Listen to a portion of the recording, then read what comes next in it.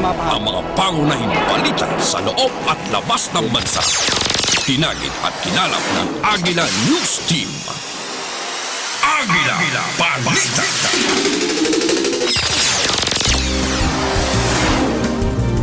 Magandang tanghali Pilipinas, ngayon ay Miyerkules, Hunyo 19, 2019. Ito ang Agila Balita.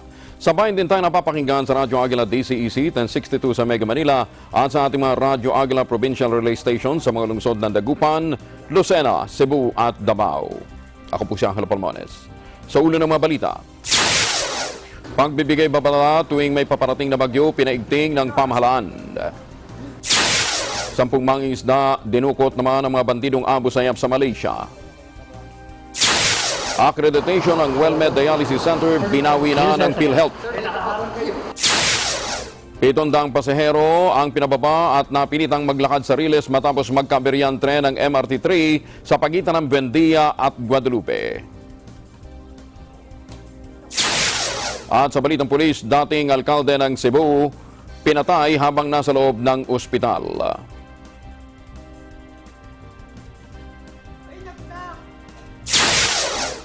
Sa balita abroad, 16 na tonelada ng cocaine na kumpiska sa Philadelphia, USA. Sa detalye ng mga balita, magiging katamtaman hanggang sa maulap na kalangitan at may kalat-kalat na pagulan at pagkidlat ang mararanasan sa ilang bahagi ng Metro Manila. Ito'y batay sa weather forecast ng Pag-asa DUST. Light to moderate winds naman o mahinang hangin mula sa hilagang silangan at timog silangan ang iihip sa gawing bahagi ng hilagang kanluran ng Zambales at Bataan. Maging ang mga baybaying sakop ng Zambales at Bataan, magiging banayad hanggang sa makararanas ng mahinang pag-alon. Tinigting pa ng pamahalaan ang pagbibigay ng babala sa mga mamamayan kapag may dumarating na bagyo. Ayon kay Undersecretary Renato Celidum ng Department of Science and Technology, ihihiwalay na ng Pag-asa ang mga advisory hinggil sa dami ng ulan, lakas ng hangin at storm surge kapag may bagyo. Layon ito na isa-isahin sa mga mamamayan ang panganib na dala ng lakas ng ulan, lakas ng hangin at storm surge upang magpaghanda nito ng mga apektadong lugar. Pinakabaguan niya sa mga sistemang ito ang storm surge warning system na sinusubukan nilang ipatupad maging noong panahon ng bagyong Ompong. Sa ilalim ng sistema, lalagyan na rin ng color code ang pagbibigay ng babala sa storm surge o daluyong. Kulay blue ang para sa daluyong na mas mababa sa 1 meter, yellow kung 1 meter, 2 meters orange kapag 2 meters, 3 meters naman at red kapag mahigit na sa 3 meters. Nabawasan pa ang water level sa Angat Dam sa nakalipas na 24 oras. Sa datos mula sa Pag-asa Hydrology Division, nasa 161.30 meters ang water level sa Angat Dam kaninang alas 6 ng umaga.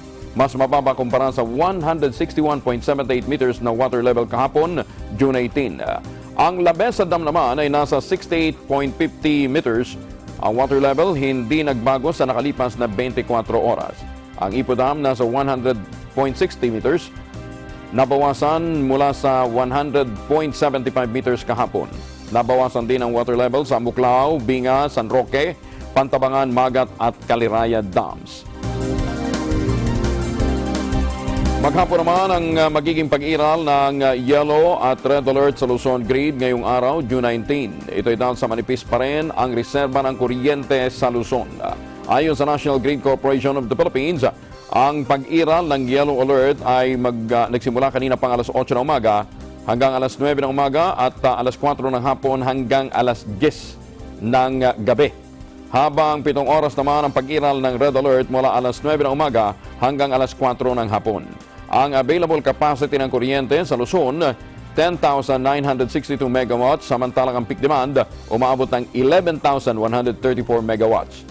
Inanunsyo naman ng NGCP at ang Meralco ang pagpapatupad ng manual load dropping o rotational brownout habang nakataas ang red alert kung kakailanganin. Halos 7 oras o halos 7 milyong kabahayan naman ang apektado ng bawas o walang supply ng tubig simula ngayong Miyerkules, June 19. Ayon kay Maynilad Water Supply Operations Head Ronald Padua, kalahati ng kanilang mga customers sa West Zone ang merong 10 hanggang 16 na oras na steady water supply, habang 20% ay meron lamang 8 oras na supply ng tubig.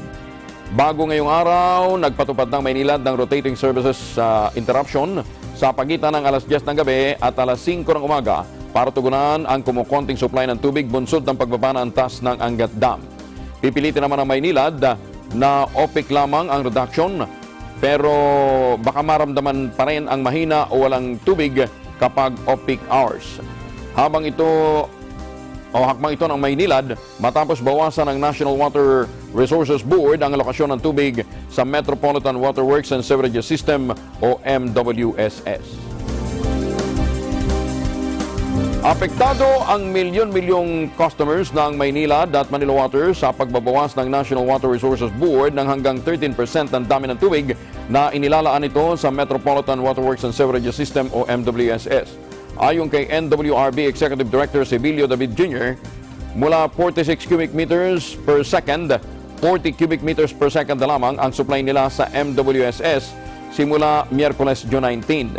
Ang hakbangan niya ay para ma-manage ng ahensya ang delikadong supply ng tubig dahil sa patuloy na pagbaba ng Angat Dam.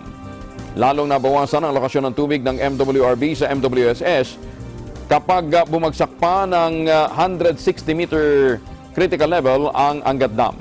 Hanggang Martes kahapon, nasa 161.78 meters ang level ng tubig sa Angat. Dahil ang Angat Dam ang source ng tubig ng 96% ng Metro Manila, ang water reduction ay makakaapekto sa supply ng tubig ng Manila Water at Maynilad sa mga susunod na araw. Una rito, nanawagan na rin ang MWRB sa publiko na magtipid sa paggamit ng tubig o kaya ay mag-recycle. Natin sa tubig. Tuloy po, panawagan natin sa mga kababayan natin na tulungan po tayo, no? Huwag sa aksayin ito, no? Yung limitadong supply na natatanggap natin.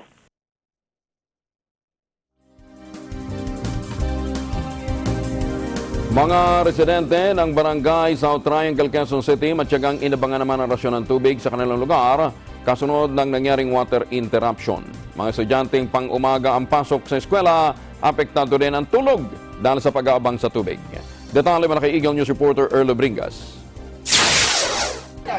Alas 11 na ng gabi, may tiyaga pa rin ipinila ng mga residente ng Barangay South Triangle sa Quezon City ang kanilang mga containers, mga timba at iba pa na pwedeng lagyan ng tubig kasunod ng malawakang water interruptions ng Manila Water sa iba't ibang mga lugar.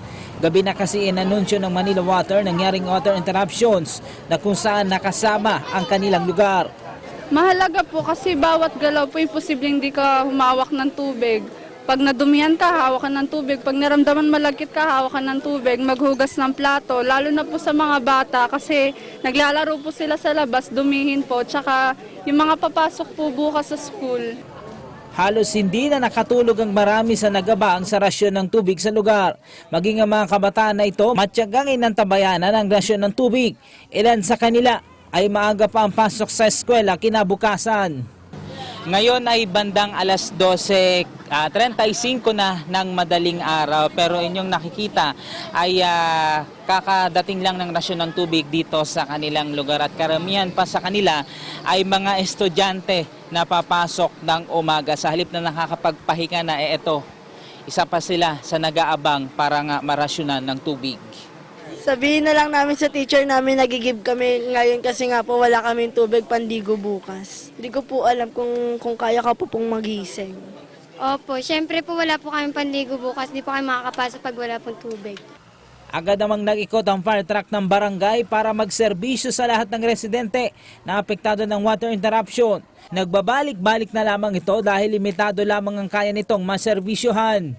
Sa abot na aming kaalaman, sir, wala pa po sa amin nai-impo na mag-didispose sila ng tubig para makatulong. Dagdag pa ng pamunuan ng barangay ng South Triangle na patuloy ang kanilang pag-iikot sa barangay upang maremedyohan ang kasalukuyang nararanasang malawakang water interruptions. Para sa Eagle News, Erlo Bringas, I am Juan Hitonefa. Magbabalik pa ang Agila Balita. Agila Balita.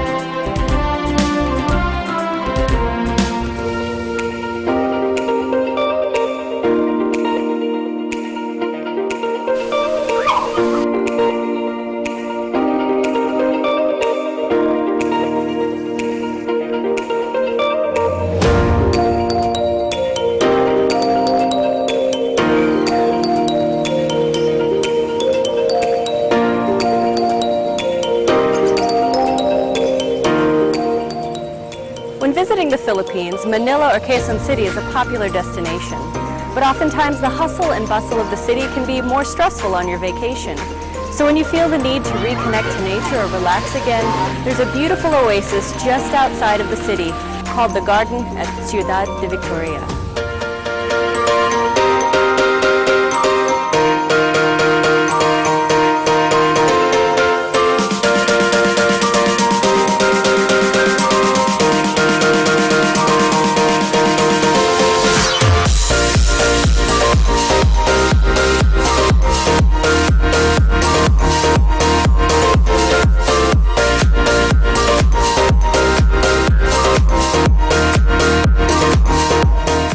Some of the species that you can see here include hydrangea, snapdragon, and stargazers. They're truly beautiful.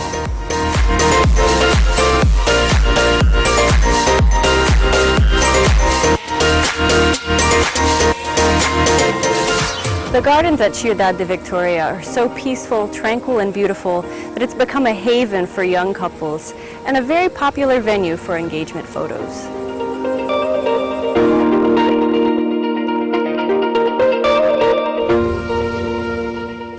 The next time you want an escape from the big city, the garden at Ciudad de Victoria is a wonderful place to visit.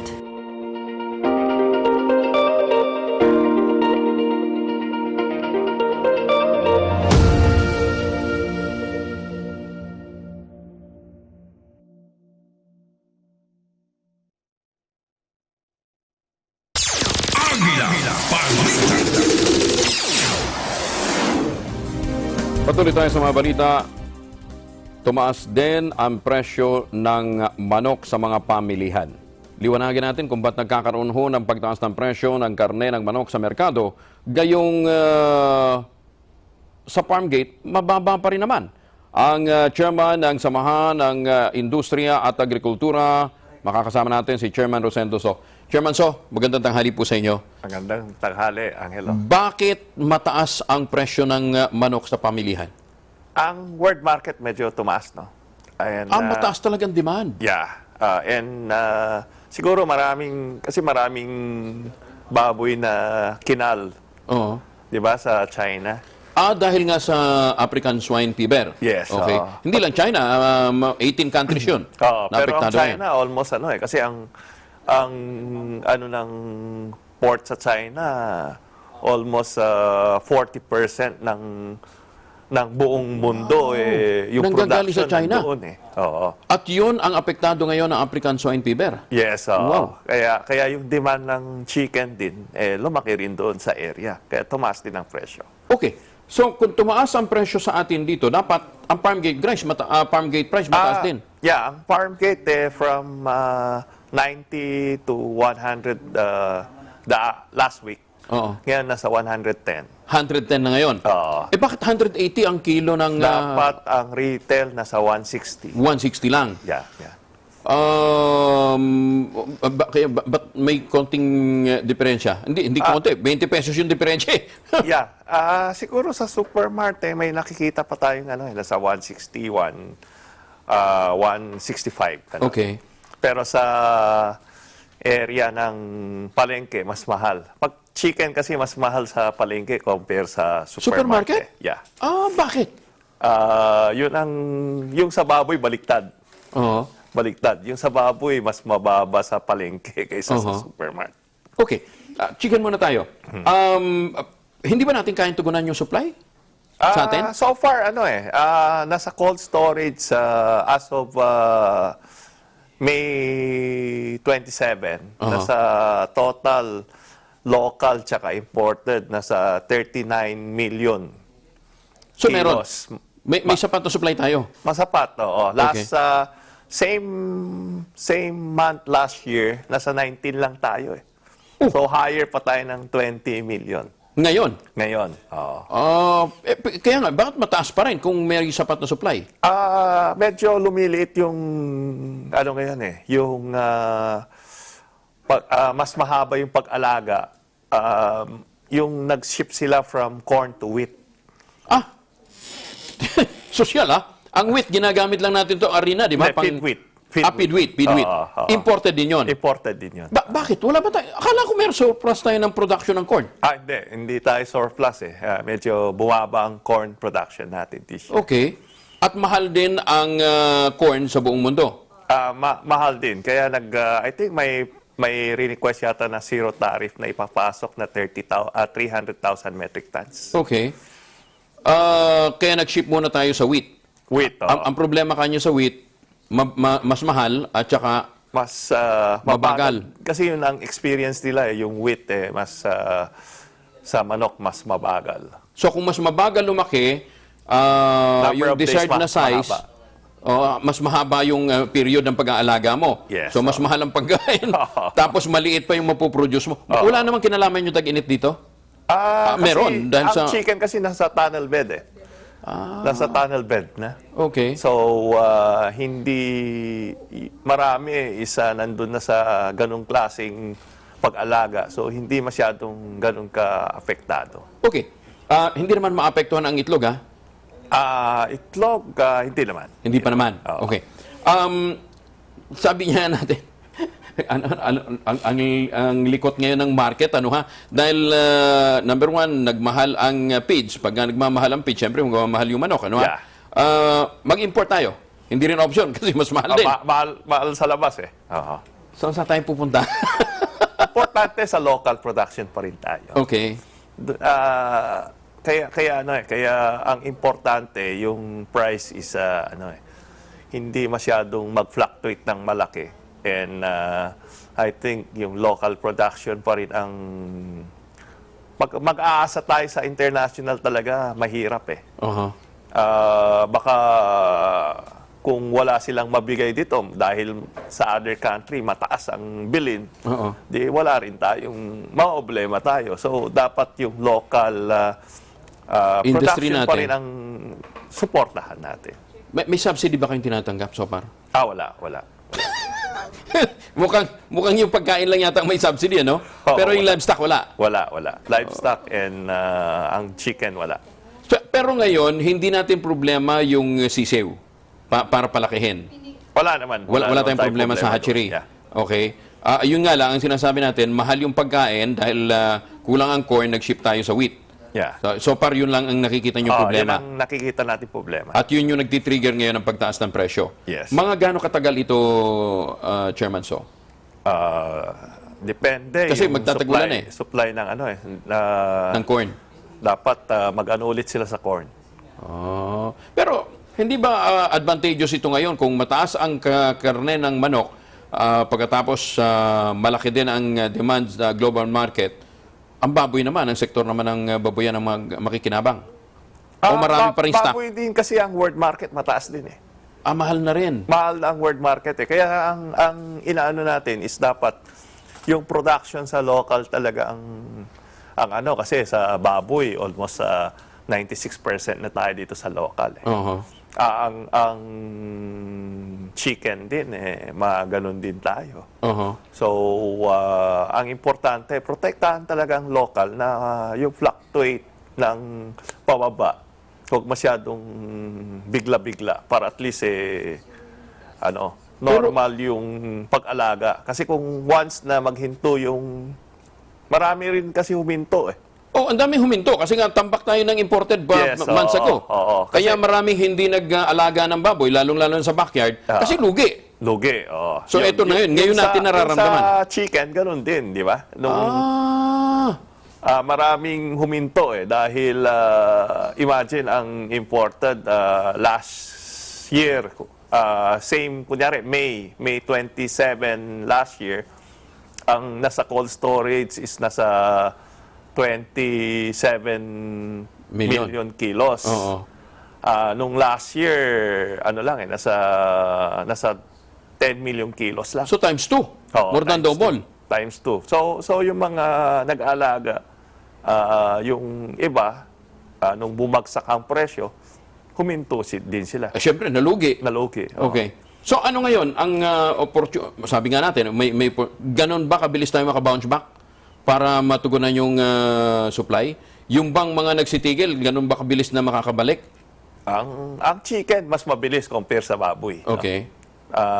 We hope within 2 months time ma-normalize. Okay. So kaya in Kaya 2 months siguro. time. Okay. Sabi nyo nga, may sufficient number naman tayo ng hatcheries. Ano? Yeah. Oo. Ang ASF ang talagang pinoproblema natin. Oo, yung African swine fever na sinasabi natin, yun ang pinoproblema natin. Oh, at saka kararating nyo lang, nakita nyo yung mga dinaanan yung airport, wala namang sapat na quarantine na protocols pang nakalatag. Yeah. And kulang daw ng aso, di ba? May nakita ka bang aso? Wala. Yung isa pang problema doon. Yun ang problema natin. So, yung diniliver na aso na 15, nasan na daw yun? Rotation daw di ba? Sinasabi nila rotation. So, yun ang pinoproblema natin. Tsaka wag sanang China lang ang binabantayan. Kasi yung China is from, nagkaroon siya ng sakit galing sa Europe Di ba? And nauna ang Belgium, Hungary, yung mga area dyan. Dapat bantayan din, no? Yung mga flight na galing dun sa mga countries na yan. And Russia, di ba? Mongolia. Tsaka yung area ng yung mga dating may tama, dapat bantayan pa rin natin. Huwag tayo mag-concentrate lang sa China, yung Vietnam. Di ba? So, kasi nga, ang inuhuli lang, yung maling at saka yung mga produktong galing ng China. Anyway, Chairman So, maraming salamat. Sendo, magandang tanghalit. Thank you for joining us. Thank you. Maraming salamat. Yeah. Si Ginoong Rosendo So, ang Chairman ng Samahan ng Industriya at Agrikultura. Sa Biyernes, mas malawakang talakayan tungkol po sa African Swine Fever ang ating bibigyang daan sa diskusyon alas 8 ng gabi, Biyernes dito po sa Net25. Samantala, bumagsak naman sa bagong mababang record ang bilang ng mga Pilipinong ikinukonsidera ang kanilang sarili na mahirap. Ayon sa first quarter survey ng Social Weather Stations o SWS, ginawa ito mula March 28 hanggang 31, 2019 na itala ang bagong record low na 38% sa unang quarter ng 2019. Ang figure na nasa 9.5 million families ay 12 points na mas mababa sa 50% na naitala noong December 2018 at 4 points namang mas mababa sa dating record low na 42% noong September 2016 at March 2018. Ayon sa SWS, ito ay dahil sa kaunting nagsasabing mahihirap sila sa lahat ng rehiyon. Sa 38% na self-rated poor families, 26% ang nagsabing sila ay always poor, habang ang natitirang 12% naman ay nasa baba ng poverty line. Magbabalik pang Agila Balita. Agila Balita.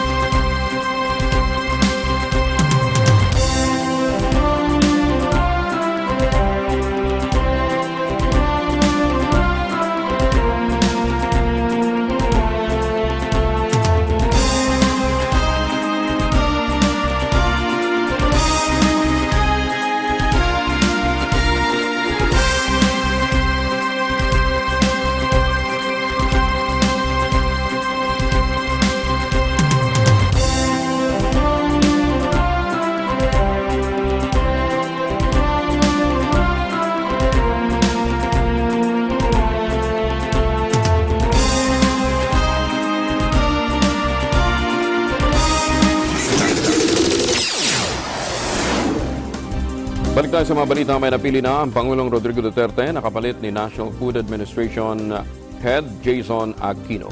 Base sa appointment paper na may petsang June 11, itinalaga ng Pangulo si Judy Carol Bansal bilang NFA Administrator. Si Dansal na rin ang magsisilbing bagong miyembro ng NFA Council. Pupunahan ni Dansal ang hindi natapos na termino ni Aquino na hanggang June 30, 2019. Si Dansal ay nagsilbing Deputy Administrator for Marketing Operations ng NFA. Matatanda ang Setyembre noong 2018 na hilingin ni Aquino kay Pangulong Duterte na ma-relieve o matanggal siya sa pwesto kasunod ng mga paninisi sa NFA sa pagsipa ng presyo ng bigas. Tiniyak naman ang Department of Foreign Affairs na ligtas at nasa maayos na kondisyon ang 32 Pilipino seafarers na lula ng inataking oil tanker sa Strait of Hormuz. Batay sa inilabas na pahayag ni Philippine Ambassador to United Arab Emirates, Jayceline Quintana, binisita na nila ang mga Pilipinong seafarers. Anya lubos ang pasasalamat naman ito sa ipinabot na tulong sa kanila ng gobyerno. Dagdag pa ni Quintana, pinoproseso na ng kanilang manning agency ang repatriation ng mga naturang seafarer. Matatanda ang Hunyo 13 nang atakihin ang dalawang oil tankers sa Strait of Hormuz. Inilunsad ng Qatar Airways ang kanilang kauna-unahang direct flight mula Davao Airport patungong Doha, Qatar. Ayon sa advisory ng airline, meron na silang isang flight tuwing Biyernes mula Davao International Airport hanggang Hamad International Airport sa Doha. Sa inaugural flight ng Qatar Airways Flight QR93, lulan nito ang 133 pasahero mula sa Hamad Airport. Umalis ng Hamad ang eroplano alas 2:45 ng madaling araw ng Martes, lumapag ng Davao bandang alas 6 ng gabi. Inaasahan ang international flight na ito ay oportunidad para sa Davao na papalakas ang kanilang sektor ng turismo at pamumuhunan. Nagabisa naman ang pamunuan ng North Luzon Expressway sa inaasahang mas masikip na daloy ng trapiko sa Bukawi, Bulacan. Sa inilabas na abiso ng NLEX, ito ay bunsod ng isasagawang rehabilitasyon ng Bukawi River Bridge mula ngayong araw hanggang sa 7 ng Setyembre. Ayon sa NLEX Corporation, isasara ang 100-meter portion ng Bukawi River Bridge southbound middle lane.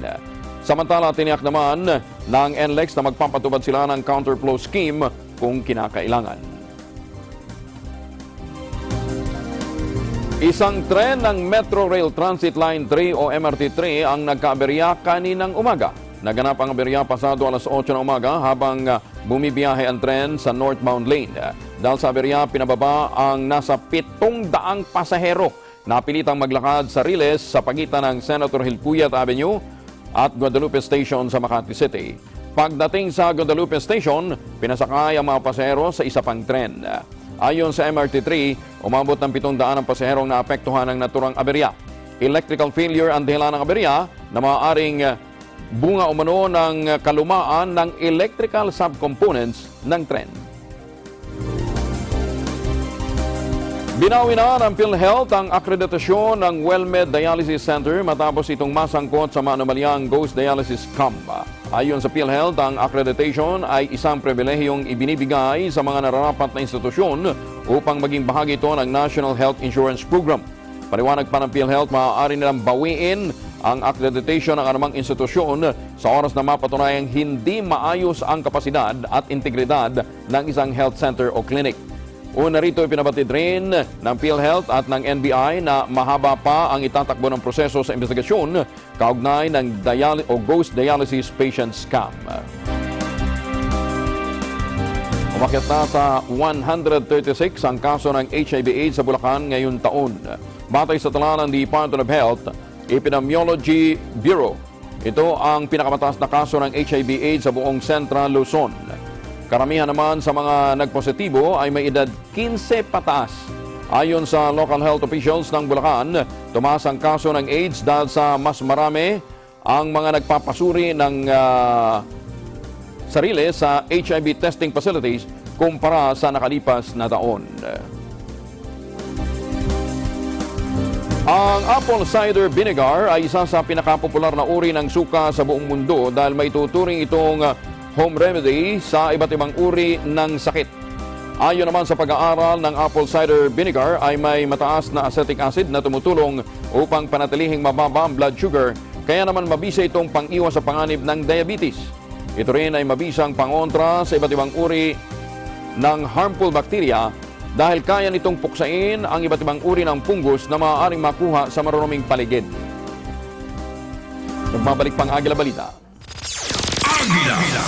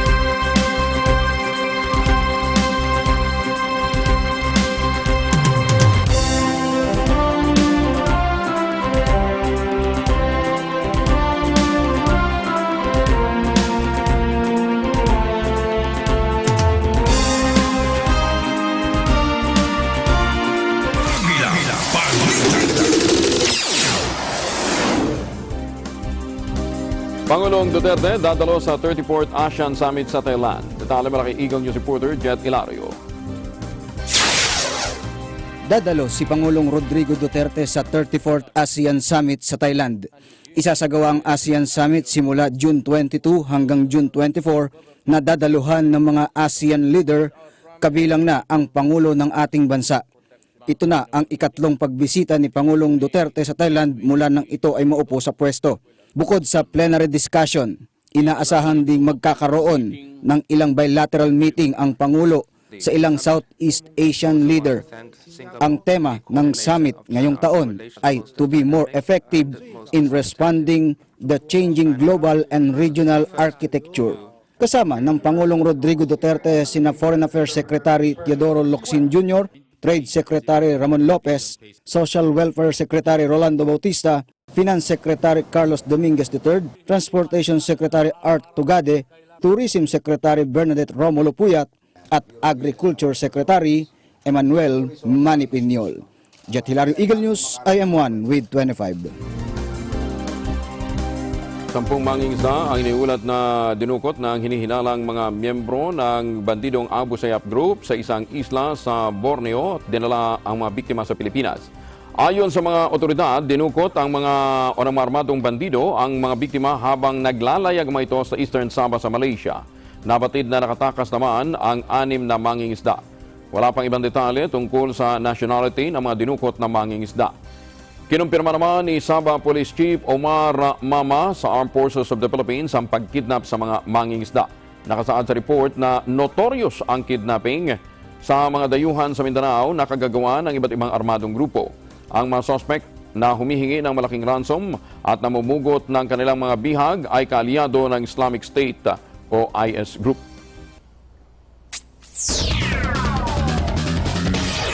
Diplomatic approach ng Pangulong Duterte sa Recto Bank incident pinagtanggol ng Malacanang. Detalye mula kay Eagle News reporter Beck Suminta. Nauunawaan ng Malacanang ang sentimento o galit ng publiko sa nangyaring pagbangga ng Chinese boat sa bangkang pangisda ng mga Pinoy sa Recto Bank. Sinabi ni Presidential Spokesman Salvador Panelo na diplomasya ang ginagamit ni Pangulong Rodrigo Duterte sa pagtugon sa insidente sa Recto Bank.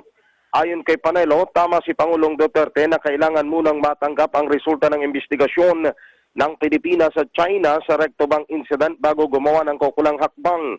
Inihayag ni Panelo, isinasaalang-alang ni Pangulong Duterte ang kapakanan ng mahigit 32,000 mga overseas Filipino workers sa mga OFWs na nagtatrabaho sa China, gayon din ang magandang trade at economic relations ng Pilipinas at China. Iginit ni Panelo na magkaibang issue ang ginawang pagbangga ng Chinese boat sa bangkang pangisda ng mga Pinoy sa Recto Bank at ang ginawang pag-abandona sa mga mangingisdang Pinoy matapos ang insidente. Iliwanag ni Panelo na ang insidente ng pagbangga ay kailangan pang imbestigahan, samantalang ang pag-abandona sa mga mangingisdang Pinoy ay malinaw na paglabag sa umiiral na international maritime law. Tinigang din ni Panelo ng kaso ng abandonment na ginawa ng crew ng nakabanggang Chinese boat ang basihan ng diplomatic protest na isinampa ng Department of Foreign Affairs. Vic Somintak, Eagle News, AM 125. Naniniwala si U.S. Ambassador to the Philippines Son Kim na isang seryosong sitwasyon ang naganap sa Recto Bank noong June 9 kung saan binangga ng bangkang pangisda ng mga Pilipino. Sinabi ni Kim na bukod sa investigasyon, dapat ding managot ang mga nasa likod ng naturang insidente kasabay ng paggawa ng mga hakbang upang hindi na maulit ito sa hinaharap. Ayon kay Ambassador Kim, dapat maging paalala ang insidente sa kahalagahan ng Code of Conduct sa South China Sea.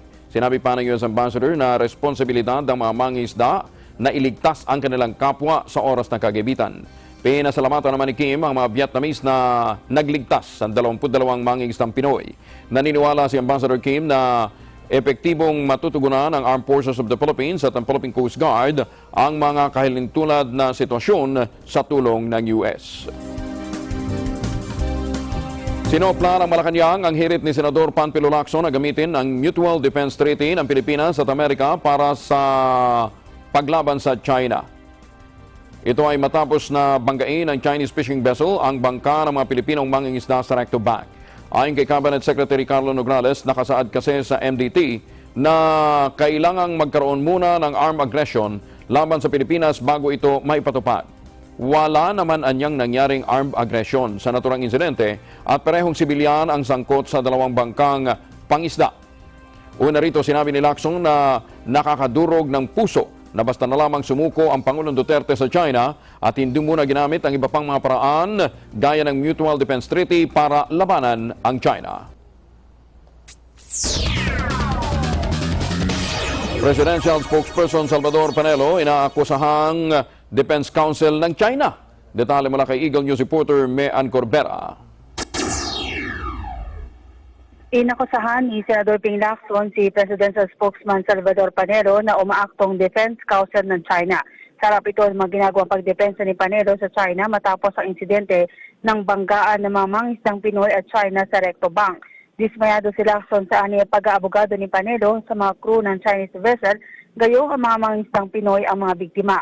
Tinukoy ng Senador ang tila paghahanap ng butas at pahayag ni Panelo sa umunay magkakataliwas na pahayag ng mga Filipino fishermen na hindi anya kapanipaniwala. Sabi ng Senador, ang ganitong mindset ni Panelo ay tila umaaktong Defense Council na nag-enter ng appearance sa isang courtroom.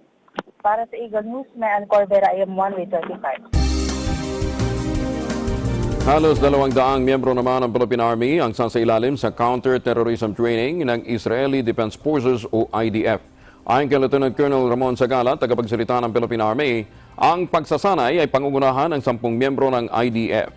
Kabilang sa training, ang mga tauhan ng 2nd Infantry Division, 5th, 7th at 9th Infantry Division at maging ang Special Forces Regiment at Light Reaction Regiment. Paliwanag ni Sagala, makatutulong ang IDF sa mapagtibay ang lakas ng puwersa ng tropa ng pamahalaan sa pamamagitan ng palitan ng kaalaman at teknolohiya, lalo na pagdating sa command and control. Binagdaan ng Pilipinas sa Japan ang $204.04 million na loan agreement para sa konstruksyon at rehabilitasyon ng mga kalsada sa Mindanao. Sinelyuhan ang kasunduan sa naganap na 8 high-level joint committee meeting sa pagitan ng dalawang bansa sa Clarkfield sa Pampanga. Kabilang sa road project ay ang konstruksyon, rehabilitasyon at pagpapaganda ng 176.7 kilometers na kalsada na nag-uugnay sa Bangsamoro Autonomous Region sa trade centers ng Mindanao. Ayon kay Finance Secretary Carlos Dominguez, ang gobyerno ng Japan ang nagbigay ng pinakamalaking donasyon para sa rehabilitasyon ng Marawi City at nangako pa ito na kung kakailanganin ng bansa ang dagdag na pondo, handa silang magbigay. Napagkasundoan pa ng Japan at ang Pilipinas ang paglagda sa isang supplemental loan para sa umaarangkadang konstruksyon ng Davao City Bypass Road Project at 3 pang loan para naman sa nilulutong infrastructure project para sa Cebu at Metro Manila.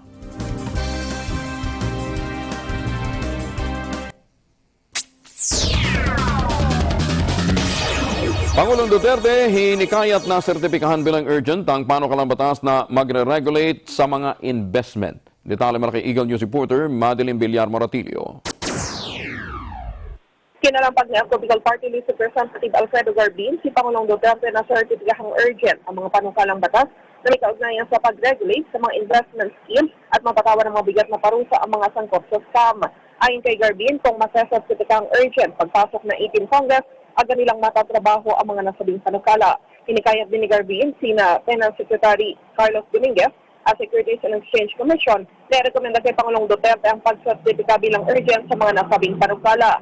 Nabatid na sa 17 Congress, may nasabing panukala hinggil dito, kapwa sa mababa at mataas na kapulungan ng Kongreso pero hindi na aksyonan. Ngayong taon, nasa 16 advisories ang inilabas ng Securities and Exchange Commission laban sa ilang investment scams, kabilang na ang Tapat Community Ministry. Para sa Eagle News, Madeline Villar Moratilio, I'm 1 with 25. Abogadong hindi binigay ang settlement money para sa kanyang kliyente, pinatawan ng disbarment ng Korte Suprema. Detalye mula kay Eagle News reporter Moira Encina. Tinanggal ng Supreme Court sa Roll of Attorneys ang pangalan ng isang abogado dahil sa pagtanging ibigay ang settlement money sa kliyente nito sa kabila ng paulit-ulit na demand sa kanya. Sa ruling ng Korte Suprema, pinatawan nito ng disbarment abogadong si Jude Francis V. Zambrano dahil sa mga paglabag sa Code of Professional Responsibility. Inatasan din ng Supreme Court si Zamora na agad i-remit sa complainant na si D-Way Brian Wang ang halagang 250,000 pesos na mayroong 6% annual interest hanggang sa mabayaran ito na buo at sumite sa Korte Suprema ang proof of payment. Kinuha ng complainant ang serbisyo ni Zambrano noong 2014 para sa pagsampa ng estafa case laban sa ilang individual sa Pasig City Prosecutor's Office. Pumayag naman ng mga respondents na magbayad na lamang ng 250,000 pesos kay Wang. Wala madalas sa bansa si Wang kaya inirekomenda niya i-deposit sa kanyang account o sa isang kaibigan nito ang pera. Pero tinanggal ito ng abogadong Zambrano at sinabi na sa kanya dapat idaan ang settlement money. Pero kahit na ibigay na ng mga respondents ang settlement proceeds sa abogado, ay hindi pa rin ito ibinigay ni Zambrano kay Huang at nagdahilan na hindi pa raw formal na nagbabasura ang kaso at ito ay abala at mayroong issue sa kanyang pamilya. Dahil dito, tuluyan na naghain ng disbarment case si Huang laban kay Zambrano na bigo naman maghain ng anumang sagot sa isinampang reklamo sa kanya sa Korte Suprema. Para sa Eagle News, Maureen C. 9-1-25.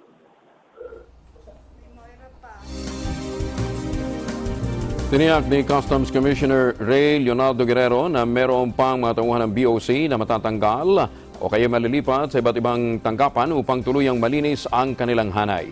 Ayon kay Guerrero, una nang nasampulan ang 61 BOC personnel na kinasuhan ng administratibo dahil sa iba't ibang paglabag. 3 taon naman ang natanggal sa serbisyo, 4 ang sinuspende, habang ang iba may nakabinbin pang kaso. Paliwanag ng opisyal, walang puwang sa Bureau of Customs ang mga korap na opisyal dahil hangad ng BOC na magkaroon ng bagong modernization project na magsusulong ng streamline sa mga proseso at operasyon upang tuluyang matuldukan ang korupsyon sa BOC. Katunayan na niya, ipinatutupad nila ang Goods Declaration Verification System, Ticketing System, National Value Verification System, Document Tracking System, Alert Order Monitoring System at Office of the Commissioner Dashboard. Isang hinihinalang Pakistani suicide bomber naman at terorista na aresto ng Bureau of Immigration at PNP. Detalye mula kay Eagle News reporter Moira Encina. Nakatakdang ipa-deport ng Bureau of Immigration ang isang Pakistani na hinihinalang suicide bomber at miyembro ng Dawla Islamiyya terrorist group. Naresto ang Pakistani na sa kinilalang si Waqar Ahmad, 36 anyo sa Zamboanga City.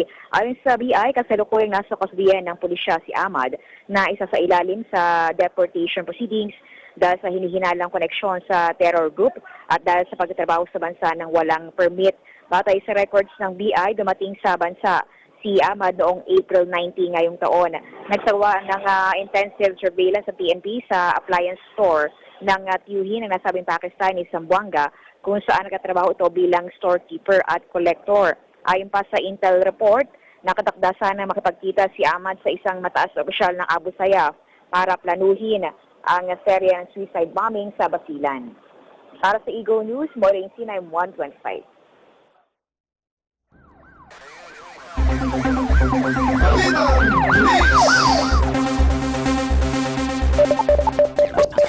Patay makaraang pasukin habang nasa loob ng isang pribadong ospital ang dating alkalde ng Medellin, Cebu. Ayon kay Police Master Sergeant Winston Esdane ng Medellin Police Station, ang biktima ay nakilalang si ex-mayor Ricardo Ramirez.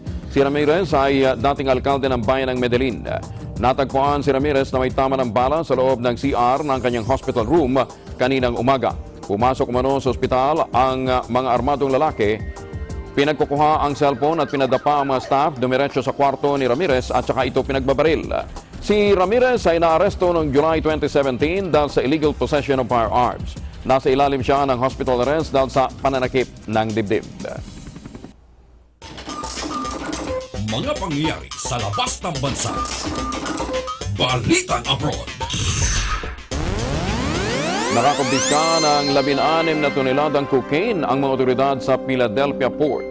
Ayon kay William McSwain, U.S. Attorney ng Eastern District ng Philadelphia, ito ang pinakamalaking nakumpiska nilang droga na aabot ng mahigit $1 billion ang kabuang halaga. Sabay ding inaresto at kinasuhan ang mga crew ng barko. Nakalagay ang droga sa 7 container na lula ng MSC Guyane Cargo Ship na patungo sana ng Europa. Ang pagkakakumpiska ay kasunod ang pagkakahuli din sa 1.5 tons ng cocaine noong Marso na siyang pinakamalaking pagkakakumpiska sa loob ng 25 taon sa Port of New York. Yan na po ang kabuuan ng ating mga balita. Sa pangalan ng ating mga kaagapay sa Eagle News Service, ako po si Angelo Palmones, M1 with 25. Susunod ang letters and music dito sa Net 25 at Now and Then kasama si Julie Fernando sa Radyo Agila. Sumainyo ang mga balitang kinarap, maingat na isinulat at inihanay ng Eagle News Service.